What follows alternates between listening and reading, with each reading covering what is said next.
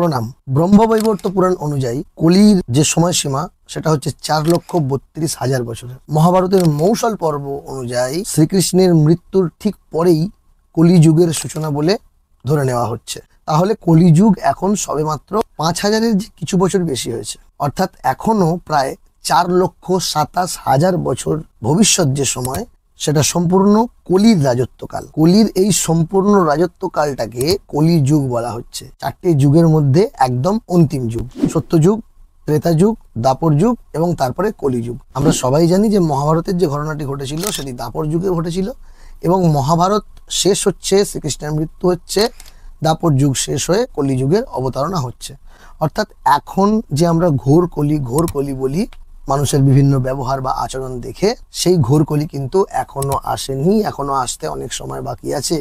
আমরা সবে মাত্র কলির প্রথম চরণে আছি। ধীরে ধীরে এই যুগে পৃথিবীতে ধর্মের আধিক্য কমতে থাকবে এবং অধর্মের আধিক্য অনেক বেশি বৃদ্ধি পাবে। পুণ্য এই যুগে 1 ভাগ এবং পাপ হবে 3 ভাগ। সত্য যুগে তো 4 ভাগের 4 ভাগই পুণ্য ছিল। ত্রেতা যুগে হলো 3 ভাগ পুণ্য 1 ভাগ পাপ।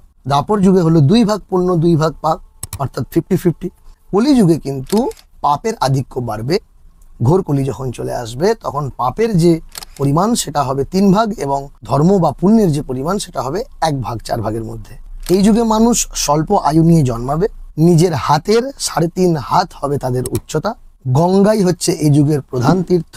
মানুষ তপস্যা, যজ্ঞ, পূজা, পাঠ, ঈশ্বরের সাধনা, ভক্তি ইত্যাদি থেকে এই যুগে ধীরে ধীরে দূরে যেতে থাকবে। ঘোর কলির যে সময়কাল সেটা যত এগিয়ে আসতে থাকবে।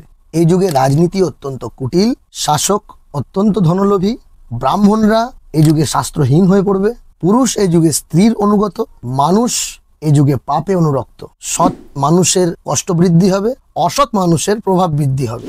এই কলিযুগের অবসান কিন্তু একদিন ঘটবে। ঠিক 4,32,000 বৎসর যখন সম্পূর্ণ হয়ে যাবে, তখন ভগবান শ্রী বিষ্ণু কল্কি রূপে এসে এই কলিযুগের অবসান ঘটিয়ে সত্যযুগের স্থাপনা করবেন।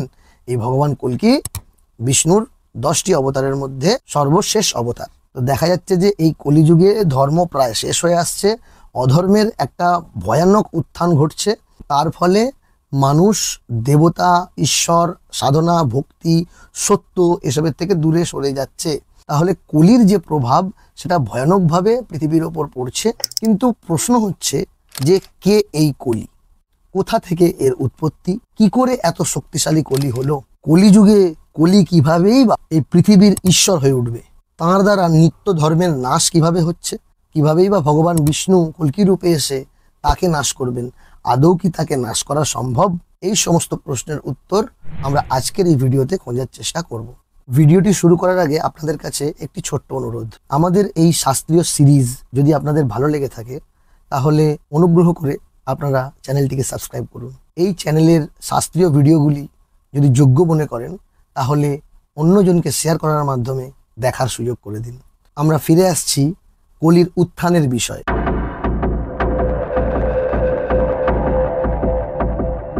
যখন প্রলয়কাল শেষ হলো তখন সর্বলোকের পিতামহ জগৎস্রষ্টা ব্রহ্মা নিজের পিঠ থেকে ঘোররূপী অসিতবর্ণ পাপকে সৃষ্টি করলেন। এই পাপের নামই হচ্ছে অধর্ম। অধর্মের যে স্ত্রী, কল্কি পুরাণ অনুযায়ী তিনি মার্জার নয়না, অর্থাৎ বিড়ালের মতো তার চোখ। তিনি হচ্ছেন মনোরমা মিথ্যা। অধর্মের স্ত্রী মিথ্যা। অধর্ম এবং মিথ্যা এদের 2 সন্তান, একটি পুত্র এবং একটি কন্যা। পুত্র হচ্ছে দম্ভ এবং মায়া হচ্ছে কন্যা। দম্ভের ঔরসে মায়ার গর্ভে 2 সন্তানের উৎপত্তি হয়। এক্ষেত্রেও একটি পুত্র একটি কন্যা। পুত্র হচ্ছে লোভ এবং কন্যা হচ্ছে নিকৃতি।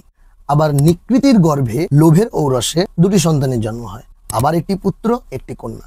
পুত্র হচ্ছে ক্রোধ এবং কন্যা হচ্ছে হিংসা। এই হিংসার গর্ভে ক্রোধের ঔরসে কলি নামে পুত্র জন্মগ্রহণ করে। কল্কি পুরাণে বর্ণিত আছে যে এই কলি বাম হাত দিয়ে নিজের উপস্থ বা নিজের জননেন্দ্রিয়টাকে সবসময় ধরে আছে। তৈলাভ্যাক্ত অঞ্জনের মতো এই কলির দেহ। তার জঠর কাকের মতো, মুখমণ্ডল অত্যন্ত কালো, জিভ অত্যন্ত ভয়ানক আকৃতির এবং পুতি গন্ধে পূর্ণ এই কলির দেহ। ইনি নিরন্তর দ্যুতক্রীড়া অর্থাৎ পাশা খেলা, জুয়া খেলা, সুরাপান মদ্যপান, গণিকা অর্থাৎ পতিতালয় এবং সুবর্ণ ব্যবসায়ী অর্থাৎ সোনার যে ব্যবসায়ী তাদের সংসর্গে অবস্থান করেন। এই কলিরও একটি ভগিনী রয়েছে, তার নাম দুরুক্তি। দুরুক্তির গর্ভে কলির ঔরসে দুটি সন্তানের জন্ম হয়। আবার একটি পুত্র একটি কন্যা। পুত্রের নাম ভয় এবং কন্যার নাম মৃত্যু।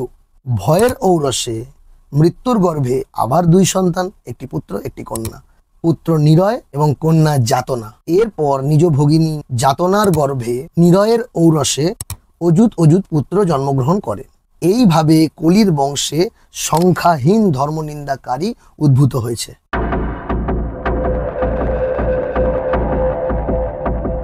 কলির বংশের এই যে উত্তরসূরিরা, এদের যে বৈশিষ্ট্য সেটাই কলিযুগের বৈশিষ্ট্য।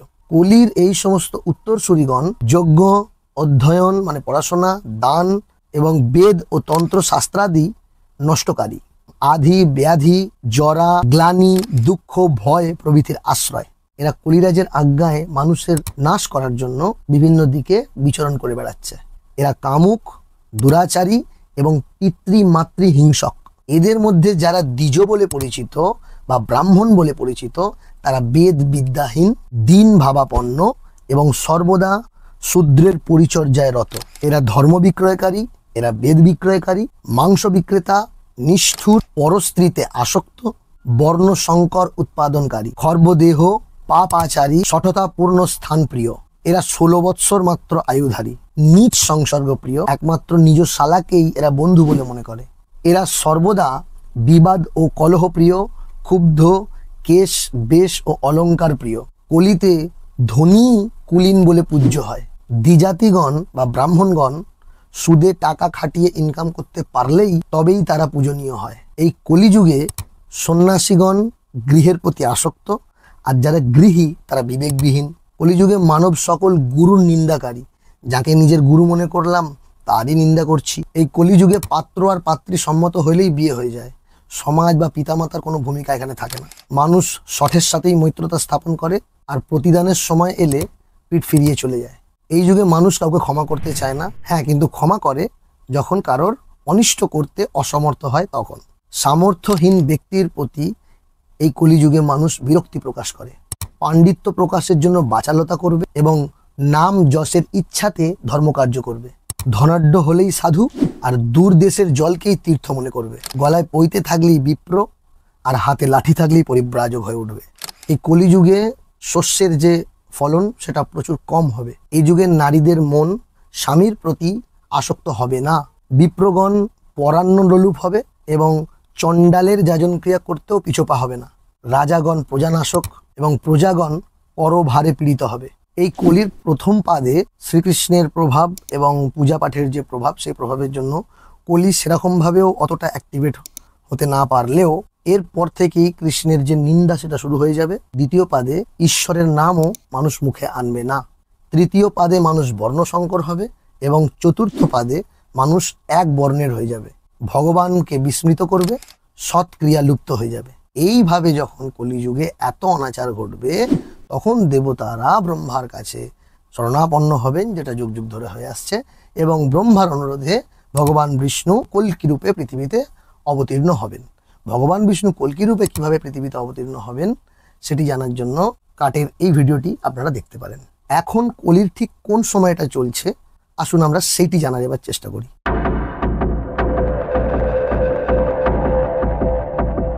সত্য, ত্রেতা, দ্বাপর, কলি, এই যে চারটে যুগ, এই চারটে যুগকে একসাথে বলা হচ্ছে মহাযুগ।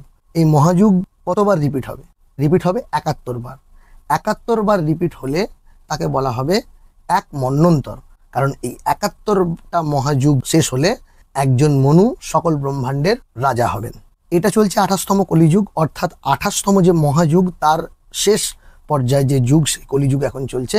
মোটামুটি 4,27,000 বছর পরে এই যে 28তম মহাযুগ, এই 28তম মহাযুগটা শেষ হয়ে 29তম মহাযুগের যে প্রথম যুগ সত্যযুগ সেটি শুরু হবে। সত্যযুগ থেকে পরপর ত্রেতা, দ্বাপর, কলি প্রতিটি যুগ 1/4 করে হ্রাস করবে। ঠিক কত বৎসর সত্য, ত্রেতা এবং দ্বাপর কলিযুগের সময়কাল এটি জানার জন্য আপনারা কাটের এই ভিডিওটি দেখতে পারেন।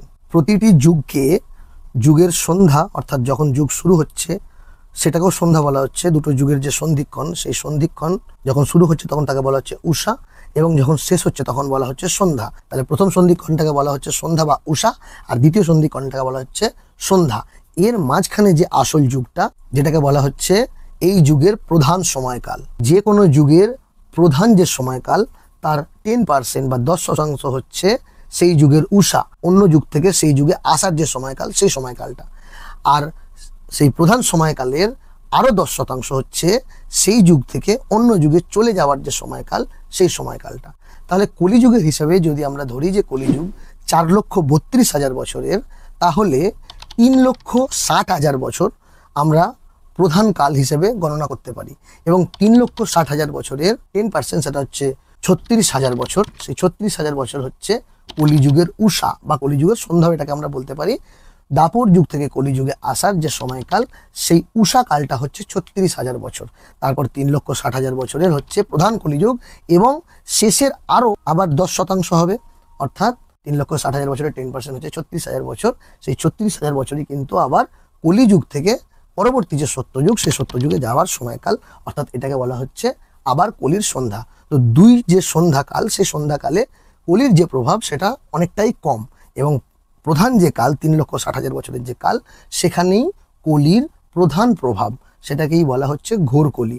অর্থাৎ আমরা এখন কলির যে উষাকাল সেই উষাকালে রয়েছি, অর্থাৎ এখন সবে কলিযুগ শুরু হয়েছে।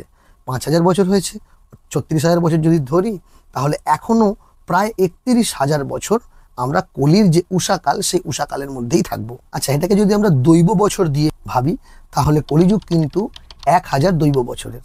তাহলে এক দৈব বছর সমান কত হচ্ছে? 360 মানব বৎসর বা সৌর বৎসর। আমাদের বছর তো সূর্য অনুযায়ী, তো সৌর বছর 360টি সৌর বৎসরে একটি দৈব বৎসর। তাহলে 1,000 দৈব বৎসর হচ্ছে কলির প্রধান সময়কাল।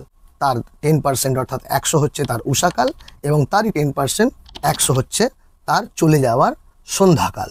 অর্থাৎ টোটাল কলিযুগ হচ্ছে 1200 দৈব বৎসরের। এই 1200কে 360 দিয়ে গুণ করলে 4,32,000 বৎসর পাওয়া যায়, যেটা কিনা সৌর বৎসর, মানব বৎসর। তাহলে বোঝাই যাচ্ছে যে ঘোর কলি আসতে এখনো অনেক দেরি। আর আমরা ইতিমধ্যেই কলির যে বৈশিষ্ট্যগুলি মানুষের মধ্যে যে প্রভাব ফেলবে আলোচনা করলাম, সেই বৈশিষ্ট্যগুলিও কিন্তু ওই 3,60,000 বছরের যে প্রধান সময়কাল সেই সময়কালের জন্য প্রযোজ্য। এখনও মোটামুটি ধর্মের অস্তিত্ব আছে। ভগবান শ্রীকৃষ্ণের যে নামগান, ভগবানের ঈশ্বরের যে নামডাক, সেটা পূজাপাঠ, সেটা এখনও বর্তমান রয়েছে।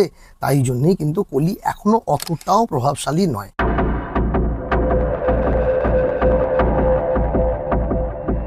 মানুষের আয়ুষ্কাল সম্বন্ধে মনু সংহিতায় বলা হয়েছে যে সত্যযুগের মানুষের আয়ু ছিল 400 বৎসর। সেখান থেকে তারপরে ত্রেতায় হলো 300 বৎসর, দাপরে হলো 200 বৎসর, এবং এই কলিযুগে 100 বৎসর। অবশ্য এখন 100 বৎসর বাঁচাটাও একটা কঠিন ব্যাপার, 100 বৎসরে কেউ বাঁচে না। এই 100 বৎসরটা কিন্তু পরমায়ু।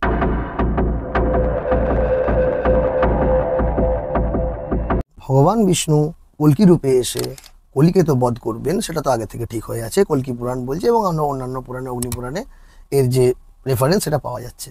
কিন্তু প্রশ্নটা হচ্ছে, যেটা সব থেকে অবাক করার মতো প্রশ্ন, সেটা কলিকে কি নাশ করা সম্ভব? 71টা মহাযুগ মিলিয়ে যখন একটা মন্বন্তর হচ্ছে তখন 71 বার কলিযুগ আসবে। অর্থাৎ কলি যদি 28তম কলিযুগে ধ্বংসই হয়ে যায়, শেষই হয়ে যায়, তাহলে সে আবার 29তম কলিযুগে কি করে আসবে? যে কোনো একটি কলিযুগে যদি কলির নাশ হয়ে যায় তাহলে সে পরের কলিযুগে আর আসতে পারবে না। তাহলে আমাদের বুঝে নিতে হবে যে ভগবান বিষ্ণু কল্কি রূপে যে আসছেন কলিকে নাশ করতে, তিনি কলিকে দমন করবেন, এবং কলিকে দমন করে কলির যে প্রভাব সেটা পুরোপুরি মুছে দিয়ে সত্যযুগের স্থাপনা করবেন, এবং কালক্রমে আবার কলি শক্তিশালী হয়ে উঠবে এবং আবার পৃথিবীতে সে প্রভাব ফেলতে শুরু করবে। এবং এই যে সাইকেলটা, এটা চলতেই থাকবে 71 বার একটা মন্বন্তর শেষ হওয়া পর্যন্ত। তারপর কি শেষ হয়ে যাবে? আমরা আগেই এটা নিয়ে আলোচনা করেছি যে 71টা মন্বন্তরের পর 14 জন মনু যখন চেঞ্জ হন, তখন সেই 14 জন মনু চেঞ্জ হলে ব্রহ্মার একটি দিন হয়। এখন ব্রহ্মার বয়স 100 বছর, যদি একটি দিন এটা হয় আর অতটা সময় যদি একটি রাত, তাহলে ব্রহ্মার 100 বছর মানবীয় বৎসরে হবে সেটা চিন্তা করে দেখুন। আবার এই ব্রহ্মার 100 বৎসর যতদিনে হয় ততদিনে ভগবান শ্রীবিষ্ণুর একটি পলক পড়ে। এ ভাবনা অতি কঠিন। তাই প্রলয়, মহাপ্রলয় সব কিছুকে সরিয়ে রেখে আমরা যে এই সাইকেল, এটাকে ফলো করব, এবং আমরা মনে করে নেব যে এই সাইকেলটা চলতেই থাকবে।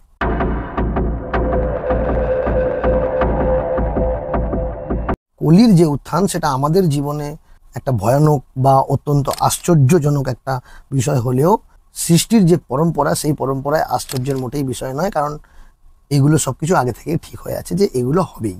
আমরা আজকে কলির উত্থান সম্বন্ধে জানলাম, তার ব্যাপ্তিকাল সম্বন্ধে জানলাম, কলিযুগে মানুষের কি কি বৈশিষ্ট্য, বিশেষ করে ঘোর কলিতে কি কি বৈশিষ্ট্য হবে সেটা জানলাম। আমরা এই মুহূর্তে কলির কোন চরণে আছি সেটা জানলাম। আমরা এই মুহূর্তে যে কলির প্রথম চরণে রয়েছি সেটা জানলাম। এখনও অনেক কিছু জানতে বাকি রয়ে গেল কলি এই মুহূর্তে কি অবস্থায় আছে। সে কি রাক্ষস রূপে আছে, সে কি কোনো পঞ্চভূতে বিলীন হয়ে আছে, নাকি আমার আপনার মধ্যেই আছে। সত্যযুগের স্থাপনা কিভাবেই বা হবে, কিভাবেই বা কলি সরে যাবে এবং সত্যযুগ আসবে, কলির পরে যে সত্যযুগ, সেই সত্যযুগই বা কেমন হবে। এই সমস্ত যে বিষয়, এই বিষয়গুলি নিয়ে আমরা আলোচনা করব অন্য কোনো একটি ভিডিওতে, অন্য কোনো একদিন। সকলে খুব ভালো থাকবেন। প্রণাম।